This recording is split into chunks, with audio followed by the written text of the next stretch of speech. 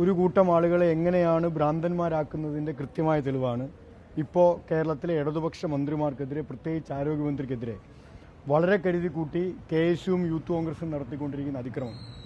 അധികാരം കിട്ടിയില്ലെങ്കിൽ ഇനി കേരളത്തിനകത്ത് ഞങ്ങൾക്ക് ജീവിക്കാൻ കഴിയില്ല എന്നാണ് ഇപ്പോൾ ഒരു അലമുറയിട്ടുകൊണ്ടിരിക്കുന്നത്. ആ അലമുറയാണ് ഇപ്പോൾ അക്രമമായി പരിവർത്തനപ്പെട്ടിരിക്കുന്നത്.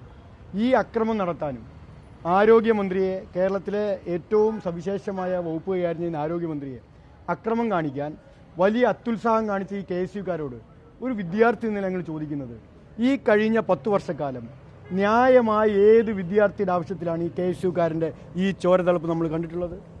ഏതെങ്കിലും ഒരു ന്യായമായ വിദ്യാർത്ഥി അവകാശ നിഷേധം ഈ കേരളത്തിനകത്ത് രാജ്യത്ത് ഭരിക്കുന്ന ഗവൺമെൻറ്റിൻ്റെ ഭാഗമായി ഉണ്ടായപ്പോൾ ഈ ചോരത്തിളപ്പ് KSU നിങ്ങൾ കണ്ടിട്ടുണ്ടോ? അപ്പോൾ എവിടെയായിരുന്നു KSU? ഈ കേരളത്തിനകത്ത് വിദ്യാർത്ഥി വിരുദ്ധ നിലപാടുകൾ കേന്ദ്ര ഗവൺമെൻറ് സ്വീകരിക്കുമ്പോൾ അതിൻ്റെ ഭാഗമായി വിദ്യാർത്ഥികൾക്ക് വിദ്യാഭ്യാസം തന്നെ മുന്നോട്ട് കൊണ്ടുപോകാൻ കഴിയാത്ത സ്ഥിതി ഉണ്ടാകുമ്പോൾ, കേരളത്തിലെ വിദ്യാഭ്യാസ മേഖലയെ സംഘപരിവാരം അതിക്രമിക്കാൻ പരിശ്രമിക്കുമ്പോൾ ഈ കേരളത്തിനകത്ത് പൊന്തക്കാട്ടി പൊളിച്ചവരുന്നല്ലേ KSUക്കാർ?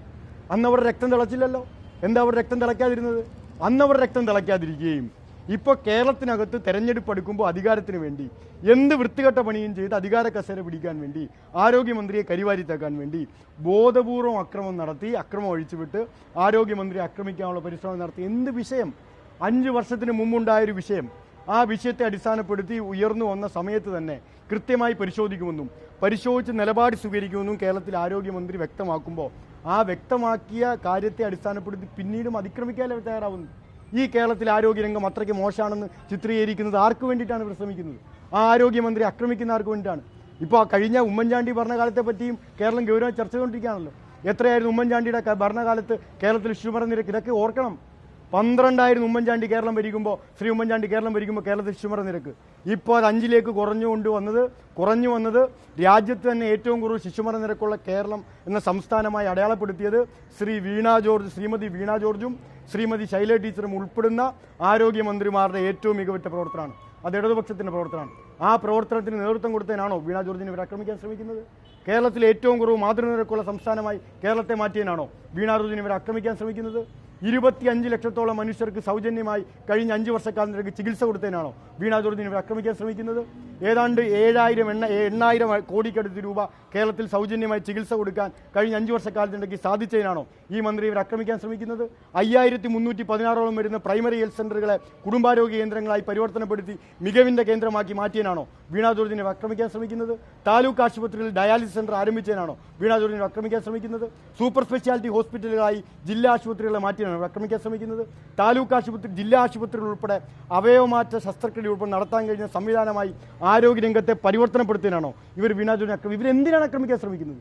ഈ മാറ്റങ്ങൾ കണ്ണുകൊണ്ട് കാണുന്ന, ഹൃദയം കൊണ്ട് സ്പർശിക്കാൻ കഴിയുന്ന, ജീവിതം കൊണ്ട് തിരിച്ചറിയാൻ കഴിയുന്ന ഏതെങ്കിലും ഒരു മനുഷ്യന് ആരോഗ്യരംഗത്തെ ഈ കേരളത്തിനകത്ത് തെറ്റുകളും കുറ്റങ്ങളും ആർക്കാ ഇല്ലാത്ത? തെറ്റ് മനുഷ്യനായി ജനിച്ചാൽ തെറ്റുണ്ടാവും, കുറ്റമുണ്ടാവും. അത് പരിഹരിച്ചു പോകാന്നുള്ള ഗവൺമെൻറ് നയം. ഒരു മന്ത്രിയും പോയിട്ട് നേരിട്ടല്ല ഓപ്പറേഷൻ. ഇവരിപ്പോൾ പറയുന്ന കേട്ടാത്തൊന്നും ഓപ്പറേഷൻ നടത്താൻ മന്ത്രി നേരിട്ട് പോയിന്ന. ഏത് മന്ത്രിയാണ് കേരളത്തിൽ നേരിട്ട് പോയി ഓപ്പറേഷൻ നടത്തുന്നത്? മെഡിക്കൽ നെഗ്ലിജൻസ് എല്ലായിടത്തും ഉണ്ടാവാറുണ്ട്. ലോകത്തെല്ലായിടത്തും ഉണ്ടാവാറുണ്ട്. ഇന്ത്യയിൽ മാത്രമല്ല, കേരളത്തിൽ മാത്രമല്ല, ലോകത്തെമ്പാടും ഉണ്ടാവാറുണ്ട്.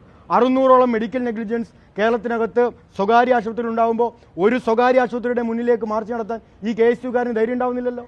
ഒരു സ്വകാര്യ ആശുപത്രി മുതലാളിയെയും ചോദ്യം ചെയ്യാൻ ഈ KSUക്കാരന് ധൈര്യം ഉണ്ടാവുന്നില്ലല്ലോ. ആ ധൈര്യം ഉണ്ടാവാതിരിക്കുകയും ആരോഗ്യരംഗത്തെ കരുത്തുറ്റ ആരോഗ്യരംഗമാക്കി, ഇന്ത്യക്ക് മാതൃകയെ ആരോഗ്യരംഗമാക്കി മാറ്റിയ കേരളത്തിൽ ആരോഗ്യമന്ത്രി ആക്രമിക്കുന്നത് അധികാരം കൊതി കൊണ്ടാണ്. അധികാരം കിട്ടിയില്ലെങ്കിലും ജീവിച്ചിരിക്കാൻ കഴിയില്ല എന്നുകൊണ്ടാണ് ഈ ചോരത്തിളപ്പൊക്കെ ഞങ്ങൾ അഭ്യർത്ഥിക്കുന്നത്.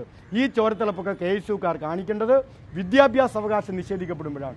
വിദ്യാഭ്യാസ അവകാശം നിഷേധിക്കുന്നവർക്ക് മുന്നിലാണ്, സംഘപരിവാരത്തിന് മുന്നിലാണ്, RSSന് മുന്നിൽ പഞ്ചപുച്ഛമടക്കി നിൽക്കുകയും ഓച്ചാനിച്ച് നിൽക്കുകയും മുട്ടുവളയ്ക്കുകയും ചെയ്ത നേതാക്കന്മാരെ കണ്ടുപഠിച്ചാൽ ഇങ്ങനെ RSSൻ്റെ വിഷയങ്ങളിൽ പ്രതികരിക്കാതിരിക്കുകയും പൊന്തക്കാടുകൾ ഒളിക്കുകയും ഇത്തരം ന്യായമായ കാര്യങ്ങളെ കണ്ട് കേരളത്തിൽ ആരോഗ്യരംഗത്തെ മുന്നോട്ട് കൊണ്ടുപോകുന്ന ആരോഗ്യമന്ത്രി ഉൾപ്പെടെ ആക്രമിക്കാനുള്ള വാഞ്ചന ഇനിയും കേസിലുണ്ടാവും. ഒറ്റ കാര്യം മാത്രമേ പറയുന്നുള്ളൂ, വടി വെട്ടിക്കൊണ്ടു വരുന്നവർ അടി വാങ്ങിപ്പോകേണ്ട സ്ഥിതി കേരളത്തിനകത്തുണ്ടാക്കരുത്. ആരോഗ്യമന്ത്രി അഭിനയിക്കുമെന്നാണ് യൂത്ത് കോൺഗ്രസ് പ്രസിഡന്റ്. നിങ്ങൾക്ക് എങ്ങനെ തോന്നിയോ? നിങ്ങൾ മാധ്യമങ്ങളല്ലേ, നിങ്ങളെല്ലാം വാർത്ത റിപ്പോർട്ട് ചെയ്യല്ലേ? അങ്ങനെ ഒരു ചിന്തയുണ്ടോ? കേരളത്തിലെ ആരോഗ്യമന്ത്രി അങ്ങനെ ഒരു അഭിനയത്തിന്, ഇത്രയും ക്യാമറ കണ്ണുകൾ ലൈവായി കേരളത്തിൽ വിജിലൻ്റായി നിൽക്കുമ്പോൾ അങ്ങനെ ഒരു അഭിനയത്തിന് ബുദ്ധിയും ബോധമുള്ള ആരും തയ്യാറാവില്ലല്ലോ. അപ്പോൾ അങ്ങനെ ഒരു ചോദ്യത്തിന് പ്രസക്തി ഉണ്ടോ? എന്തും പറയാം. അപ്പോൾ ആക്രമിച്ച് അംഗീകരിച്ചു. അപ്പോൾ ആക്രമിച്ചതിൽ നിന്ന് ഇനി ജനശ്രദ്ധ തിരികെ എന്തുകൊണ്ട്? ആ ഗീബൽസ് തന്ത്രമാണ്. ഹിറ്റ്ലർ ബൈറ്റ് തന്ത്രത്തിന്റെ ഏറ്റവും പ്രധാനപ്പെട്ട പ്രയോക്താവാണ് കനകോലു. ആ കനകോലു സിദ്ധാന്തത്തിന്റെ ഏറ്റവും പുതിയ രൂപമാണ് ആക്രമിക്കുക. ആക്രമിച്ചു കഴിഞ്ഞ് അക്രമത്തിന്റെ വാർത്ത പുറത്തേക്ക് വരുമ്പോൾ അതിരൂക്ഷമായ പ്രതികരണം കേരളത്തിനകത്താകെ ജനങ്ങളിൽ നിന്ന് വരുമ്പോൾ ആ പ്രതികരണത്തിൽ നിന്ന് രക്ഷപ്പെടാൻ അയ്യോ ആക്രമിച്ചു പോയല്ലോ, ഇനി എന്താണ് അടുത്ത വഴി, ഇനി ഇതിനെ എങ്ങനെ ന്യായീകരിക്കും, ആ ന്യായീകരണത്തിന്റെ വഴി തേടി പോകുമ്പോഴാണ് ഈ പറയുന്ന വാദങ്ങൾ ഉയരുന്നത്. പരമപുച്ഛത്തോടെ തള്ളിക്കളയാണ്. പരമപുച്ഛത്തോടെ എന്ന് മാത്രമല്ല, അതിശക്തമായ പ്രതിഷേധം കേരളത്തിലെ സാധാരണക്കാരിൽ നിന്ന്, കമ്മ്യൂണിസ്റ്റുകാരിൽ നിന്ന് മാത്രമല്ല കേട്ടോ, ഇടതുപക്ഷക്കാരിൽ നിന്നല്ല, SFIക്കാരിൽ നിന്നല്ല, കമ്മ്യൂണിസ്റ്റുകാരിൽ നിന്നല്ല, CPMകാരിൽ നിന്നുമല്ല, ഏറ്റവും സാധാരണക്കാരിൽ നിന്ന്. ഈ ആരോഗ്യരംഗത്തിന്റെ ഏറ്റവും വലിയ ഗുണഫലം ഞാൻ നേരത്തെ എണ്ണി പറഞ്ഞല്ലോ, കണക്ക് പറഞ്ഞല്ലോ, ഈ കേരളത്തിനകത്ത് ആരോഗ്യരംഗത്തെ ആശ്രയിക്കുന്ന ലക്ഷക്കണക്കിന് വരുന്ന മനുഷ്യരുണ്ട്. കുറ്റവും കുറവും ഇല്ലാത്ത ഒരു വ്യവസ്ഥയിൽ നമ്മൾ അംഗീകരിക്കണം.